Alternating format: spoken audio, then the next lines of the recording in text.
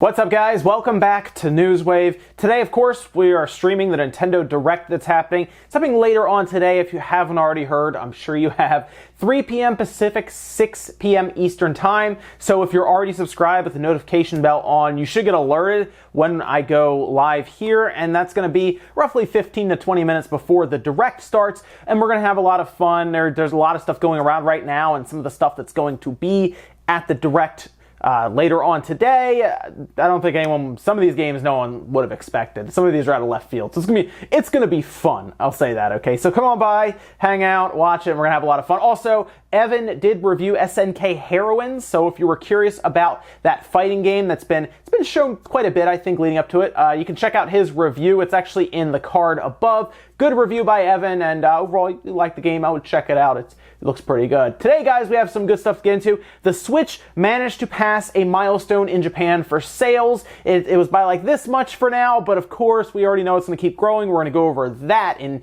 I guess, its pursuit towards the PS4 lifetime sales. And I wanted to show you guys a really cool reimagining of the original Metal Gear Solid opening cinematic that took place. Somebody actually remade that completely, and it looks insane. First, though, let's get into some of the quick news. We're going to start with Dead Cells. Do you remember all the controversy around that game? Yeah, it was all over the place, obviously, right? It was everywhere. But well, one thing that people seem to notice is that Dead Cells was shoved into the limelight completely, and people talked about that game a lot, and I'm sure the sales went really well. And of course, people are always curious about indie game sales on the Switch, since we always hear about these indie games doing very well on the Switch, even opposed to other systems. And we got a little bit of a look, not exact numbers, but they kind of gave us, I guess, a split, or just how well the Switch is doing comparing it to another system. This was actually from Destructoid, and they talked to developers at PAX, representatives from the Dead Cells, and they talked a bit about how this game was doing on the Switch, kind of compared to the PS4 version. And that is actually a sales difference of 4-to-1, as in, for every one the PS4 sells, the Switch sells 4 copies. It's selling 4 times better on the Nintendo Switch. And I guess that's something we should expect. Indie games just do well on the Switch, whether it's because of the portable nature of the Switch, or I guess even the hybrid nature. Maybe you like to play your indie games on the TV. It's hard to say. I mean, you look at it, and of course Nintendo is doing a lot of work to get in with indies and push them up and everything and show them off, so maybe that helps as well, or it's just, it really is the fact that it's a handheld and a home console. It's interesting to see, but indie games continue to do well. Also, it looks like we're going to get a bit more of a look at Death Stranding. I say look because we don't any of us really know what's going on in this game. It looks like they're going to be attending Tokyo Game Show and actually be on stage for a presentation, which means we might get more info to be confused about, or maybe a new trailer or something. This was actually put out in a translated tweet saying, Kojima Productions is back at Tokyo Game Shows 2018 with a stage show on September 23rd, featuring Hideo Kojima and cast members of the Japanese version. Also look for Kojima Productions store. So there we have it. I'm sure we'll know everything that's going on in this game by the time they're done. Now, they're probably going to show more cryptic stuff, and we'll all still be confused, and then we'll move on after Tokyo Game Show. I'm just getting to the point where if they're not going to tell us what's going on and we kind of have to buy the game to figure it out, I guess I just want to know when I can buy this game and figure it out for myself. I don't even know if we're going to know much about this game at all when it comes out. I think this might be one of those games where it's up to reviewers to tell us what the game is about, or just press and people doing previews, because they've shown us the game a couple times now, and we still have no idea, even a little bit. We know, I guess, we know, I guess, the main character's like a delivery person or something. That's kind of where we are right now, so we'll see. All right, so check out this Metal Gear Solid cinematic remake that someone actually did on YouTube. It looks awesome. This is done in real time in Unreal Engine 4, and as you're seeing it here, it looks outstanding. It's crazy how good this looks. This was posted on YouTube by a user by the name of Warp Gazer, and they pretty much show off an entirely redone opening cinematic from the original in 1998, 20 years later, and here we are now in 2018. Isn't it hard to believe it's really been that long since Metal Gear Solid 1 came out? It's 20 years. It's crazy. That game is older than a lot of people who are playing games now, and I would hope they would go back and check it out. But after seeing this, let's get that game completely remade. Of course, we saw Twin Snakes back on the GameCube. Let's remake it again. Seriously, you see how good it looks in Unreal Engine 4?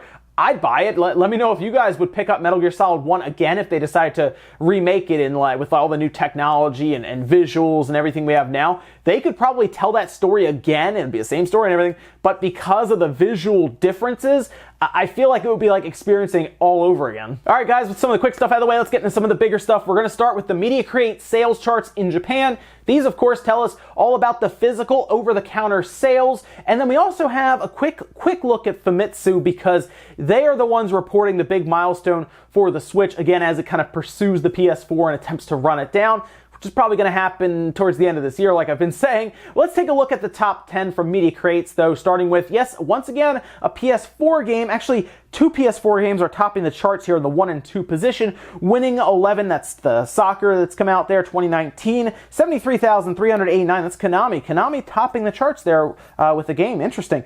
Then we have, of course, Conan, which was from last week and is staying in the top part of the charts with 20,509. Minecraft on Nintendo Switch is number 3. Splatoon 2 at number 4. Mario Kart 8 Deluxe at number 5. Little Dragon's Cafe on the Nintendo Switch. I saw that pop up on the eShop, and I wasn't really sure how well it would sell or really what it was at the time. 11,860, it did pretty well there. Naruto to Boruto, that's on the PS4, 10,685. Of course, that Drum and Fun game is just sticking around the top 10 constantly. That's on the Nintendo Switch there. And then Mario Tennis Aces, and then finishing up My Hero One's Justice, rounding out the top 10. I do want to quickly point out, before we move on to the systems, My Hero One's Justice on the Nintendo Switch is at number 10. The PS4 version, you remember how it came out and the Switch version outsold the PS4 version? The PS4 version has actually fallen all the way down to number 18, and at this point, the Nintendo Switch version has sold over 11,000 more copies. That's something that I was saying Bandai Namco is definitely keeping an eye on, and we are here. Yeah, you can see big difference there between the two, and it does look like the Switch version probably will fall out of the top 10 next week, but it's clearly selling better on the Switch. Moving over to the consoles, where it looks like everything but the 3DS has dropped. Nintendo Switch 42,151, the PS4 16,591. It's very weird to see the PS4 drop over 6,000 units despite having a top-selling game at number 1 and then one at number 2. It's very odd to see that, but it did drop down to 16,591. The 3DS, 8,382. That's the only one that was actually up this past week. The Vita was also down 2,452, but honestly, the Vita selling at all is pretty impressive. And then the Xbox One drops down to 69 units from 111. They can't catch a break. They're trying to close in on the 100,000 number, but if they keep turning these in, I don't know if they'll get there in our lifetime. Now, the big sales milestone that we were talking about earlier is actually from Famitsu. They're reporting that the Switch has crossed 5 million units. That's actually sitting at 5,007,000 units now. Generally, Famitsu tracks online sales, I think through like Amazon and stuff. I'm not 100% sure, but they track a bit more than Media Creates, but they also seem to be a little sketchy with some of their numbers. But this is going around now because Famitsu is, of course, a larger outlet and everything that does the reporting on this stuff. Over 5 million units, that is that's almost 2 million units because the PS4 is like 7,060,000. It's coming up on being less than 2 million away from the PS4, and the PS4 isn't exactly pushing up along the side of the Switch or anything. So with Pokemon and of course Smash coming up this year and the holidays, I think it's going to get a bit out of control. I think the Switch is going to turn in quite a few, depending on if there's enough stock. I will say that. Possibly a couple of 200,000, even 300,000 unit weeks. It's going to get pretty ridiculous, and I think at that point it's going to start running down the PS4 pretty quickly and become I guess the top active home console hybrid system in Japan. Of course, 3DS still has more overall as a handheld, but the Switch is it's selling pretty fast. Next up, let's talk about a very odd thing that's happening right now. And while it doesn't confirm technically anything other than the controller possibly going out earlier, it is interesting to think about with the Nintendo Direct coming up today. Maybe we get some surprise announcement here that is connected to Smash Bros. Ultimate and the Nintendo Online service, because Best Buy started sending out emails, and people told me Amazon was sending them out as well, for that Super Smash Bros. Ultimate Pro controller. It was supposed to come out when the game comes out in the first week of December. But Best Buy and Amazon apparently started sending out emails saying that the release date for that controller was actually pushed up to September 28th. Well, that's weird. Why would they do that? Well, one, maybe they're like, well, it's not like this controller's the game. We can release it at any time. But I feel like they want to release that controller around a game or a demo, possibly, to push excitement. You use that controller like that with that branding to help push excitement for the game, right? The game's going to come out. Everyone's going out, get the game, the controller, the adapter for the GameCube controller, GameCube controller. It's going to be crazy, right? So you figure you want that out when something big is happening. And I have a theory, and I'm sure other people are thinking the same thing, that there's maybe going to be some kind of beta, like we see with every Nintendo game almost now, that they try to push, whether it's Mario Tennis or Splatoon 2 or ARMS. There's usually like a test fire or test punch or whatever. Smash, more than likely, because they're pushing the online service, could have a beta of some kind, and it could be a part of the online's launch or around that time. And September 28th seems about right for the online service to launch, for there to be some sort of Smash beta. This could be kind of in accordance with that. It's very interesting to keep an eye on. So, keep that in mind going into the Direct. It's very possible that Smash could have a beta of some kind announced, and this controller could be alongside of it, and it could be maybe, people aren't going to like to hear this, you might need to have the online service to get a hold of the beta, because of course you got to play online with it, and you need online service, and man, would that push subscriptions. It seems too easy. So maybe we'll get to play Smash sooner than we think. Next up, let's talk about EA and FIFA. See, there's this belief that they need microtransactions to succeed and to make money. Well, that doesn't seem to be the case, especially with FIFA. Now, you will probably think of an amazing selling game to sell like 10 million copies, right? We've talked about that with other games. Monster Hunter World is gonna get there. It's gonna get to 10 million. It just crossed like 7.5 to 8 million. It's gonna get there. That's a big milestone for a game like that. They're probably making a ton of money because, well, 10 million copies equates to quite a bit of money, usually for a company. So, of course, we hear about EA and FIFA, and we hear it does well. How well do you think it actually sells, though? How many copies, I'll give you a second, too. How many copies do you think FIFA 18 has sold from last September to now? I will give you 5 seconds. 1, 2, 3, 4, 5. 24 million copies.